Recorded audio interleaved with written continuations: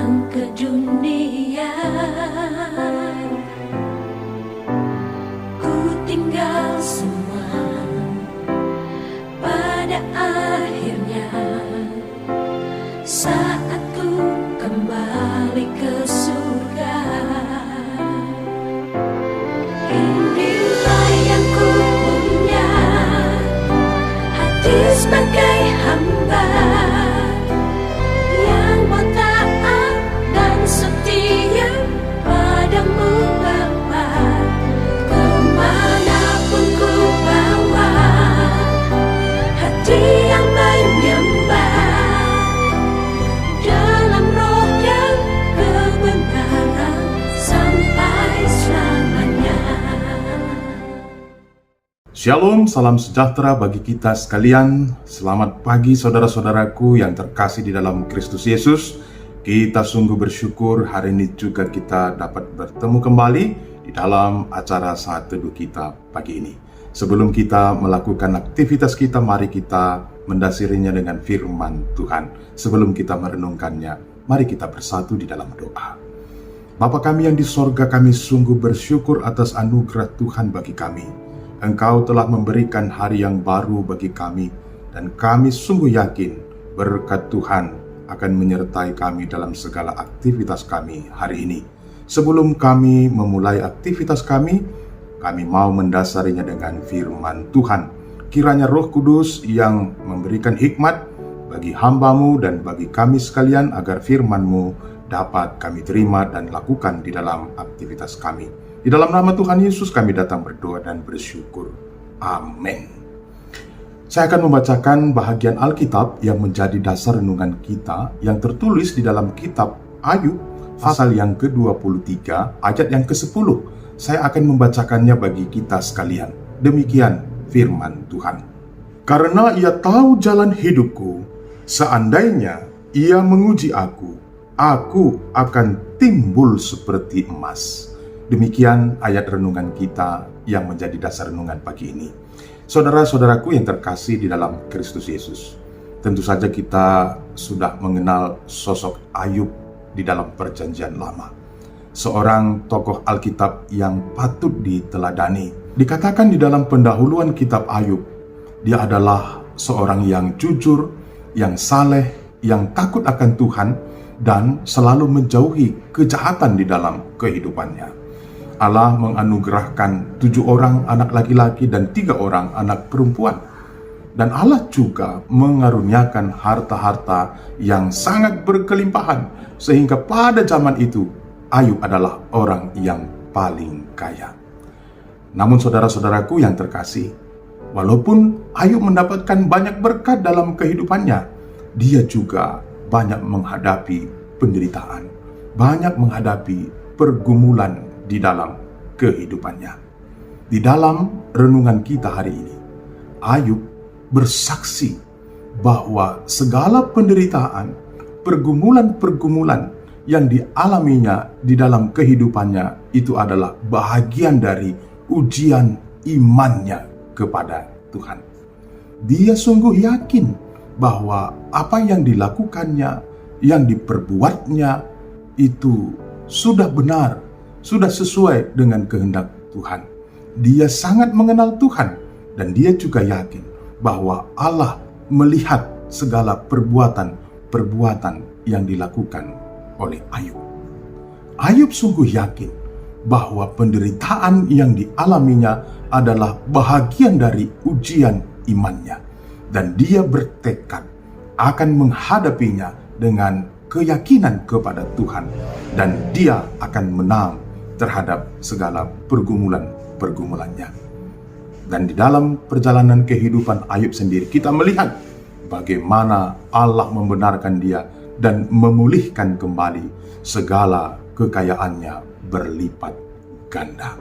Saudara-saudaraku yang terkasih di dalam Kristus Yesus, bercermin dari sosok Ayub yang menjadi tokoh renungan kita pagi ini, berusaha untuk menjadi orang yang jujur, berusaha untuk menjadi orang yang saleh, yang takut akan Tuhan, yang menjauhi segala kejahatan.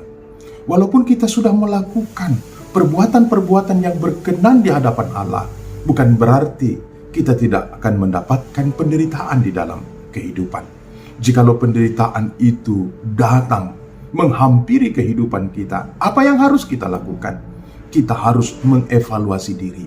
Apakah perbuatan-perbuatan kita selama ini adalah perbuatan-perbuatan yang berkenan atau yang tidak berkenan kepada Tuhan? Ketika perbuatan-perbuatan kita tidak berkenan kepada Tuhan, kita harus melakukan pertobatan. Kita harus melakukan pembaharuan spiritualitas kita, sehingga kita mulai melakukan apa yang berkenan di hadapan Allah. Allah Maha mengetahui segala perbuatan-perbuatan, tindakan-tindakan yang kita lakukan di dalam kehidupan kita. Sesungguhnya tidak ada yang tersembunyi di hadapan Allah. Ketika kita menyadari bahwa perbuatan kita itu tidak berkenan kepada Tuhan, kita harus melakukan pertobatan, karena kita sungguh yakin bahwa Allah itu adalah Allah yang sungguh baik, Allah yang akan mengampuni segala dosa-dosa, perbuatan-perbuatan yang kita lakukan. Dan ketika kita sudah melakukan pertobatan dan penderitaan itu tetap datang menghampiri kehidupan kita, kita harus menganggap bahwa ini adalah bahagian dari ujian iman kita, ujian yang akan memurnikan iman kita kepada Tuhan. Kita harus meminta pertolongan yang datangnya dari Tuhan, meminta kekuatan yang datangnya daripada Tuhan, agar kita mampu menghadapi ujian ini. Dan akhir dari ujian ini adalah kita akan mendapatkan kemuliaan yang dianugerahkan oleh Kristus bagi kita. Di dalam renungan kita pagi ini, kita diingatkan bahwa Allah kita adalah Allah yang selalu peduli, selalu mengetahui segala penderitaan dan pergumulan yang kita hadapi dalam kehidupan kita. Ketika pergumulan itu datang menghampiri kita, apa yang harus kita lakukan? Kita harus tetap berpegang teguh kepada iman kita kepada Allah. Kita harus yakin bahwa kita tidak sendiri di dalam menghadapi pergumulan ini, dan kita berpengharapan di balik pergumulan ini pasti ada kemuliaan. Pasti ada anugerah yang Tuhan sudah siapkan bagi kita. Yang kedua, kita juga meyakini bahwa Allah tidak mungkin mengizinkan penderitaan yang melebihi kekuatan kita. Tuhan Yesus yang memberkati, Tuhan Yesus yang memampukan kita untuk tetap berpegang teguh kepada iman ketika kita menghadapi berbagai tantangan, ujian dalam kehidupan kita. Mari kita bersatu di dalam doa. Bapa kami yang di sorga, kami sungguh bersyukur atas sapaan firman Tuhan pagi ini. Kami diingatkan bahwa Allah selalu mengetahui segala situasi, segala pergumulan-pergumulan kami. Dan kami sungguh yakin ketika kami menghadapinya dengan iman, kami akan mendapatkan pemulihan, akan mendapatkan kemuliaan yang datangnya dari Tuhan. Bapa kami yang di surga, kami mau bersatu berdoa untuk anak-anak Tuhan di GBKP Runggun Jampin. Engkau berkati hamba-hamba Tuhan, pendeta pertua diaken emeritus. Engkau berkati jemaat-jemaat Tuhan. Engkau berikan hikmat agar mereka dapat melakukan tugas dan tanggung jawab sebagai gereja Tuhan, menjadi berkat di tengah-tengah dunia ini. Apabila ada anak-anak Tuhan yang sedang mengalami pergumulan karena sakit penyakit, kami doakan Tuhan yang mendatangkan kesembuhan, pemulihan bagi mereka.